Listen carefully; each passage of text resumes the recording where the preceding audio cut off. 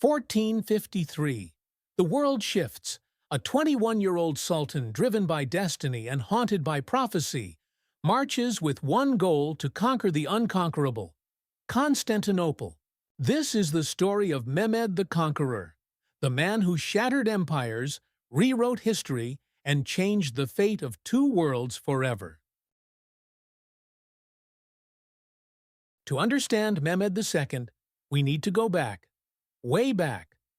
Born in 1432 in Edirne, the then capital of the Ottoman Empire, Mehmed wasn't just royalty.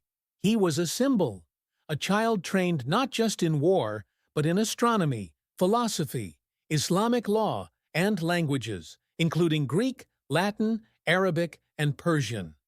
This was no ordinary prince. But here's the twist. His first reign as Sultan? It came when he was just 12 years old. Yeah, 12. You heard that right. He was thrown onto the throne while his father, Sultan Murad II, stepped aside temporarily. Predictably, chaos followed.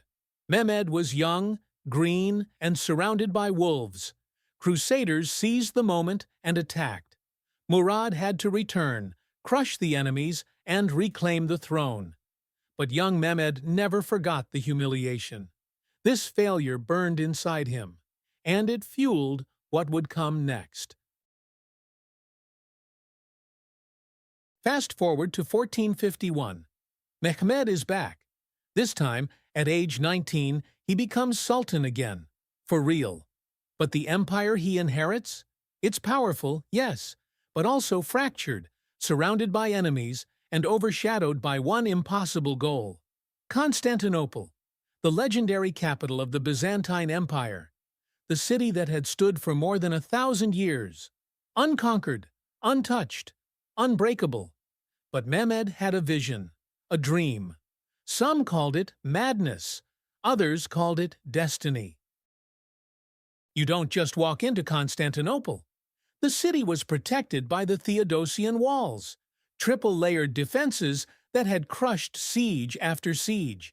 And on the seaside, the Golden Horn, a natural harbor protected by a massive chain blocking any naval invasion.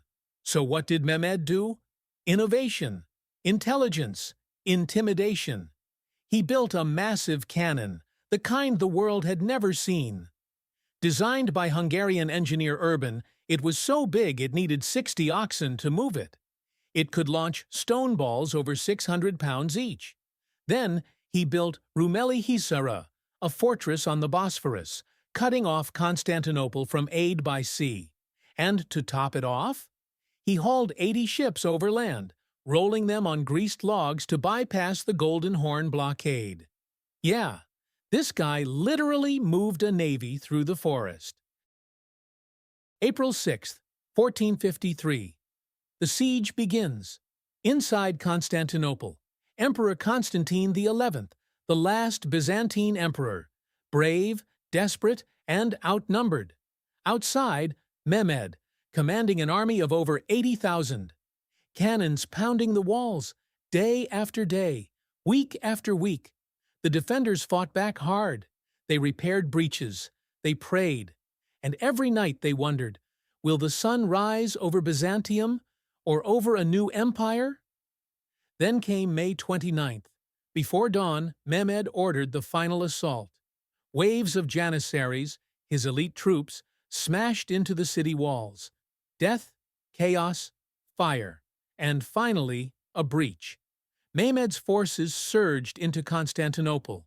Constantine XI died in battle, refusing to flee. By midday, the city had fallen. At just 21 years old, Mehmed achieved what no one else could. He entered Constantinople not just as a victor, but as a legend. But here's what separates Mehmed from the rest: his vision.